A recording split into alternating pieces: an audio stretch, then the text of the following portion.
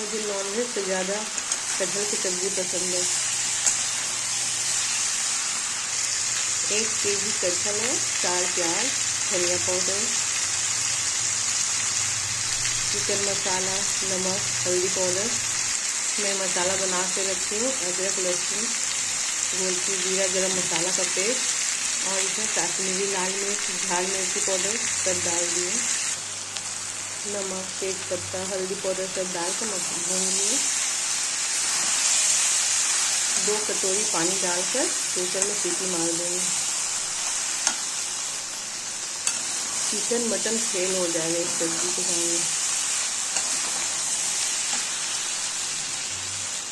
ये सब्जी भुना गई है, पानी डालेंगे। 2 कटोरी पानी कंप्लीट। अब कुकर में 2 सीटी मार देंगे।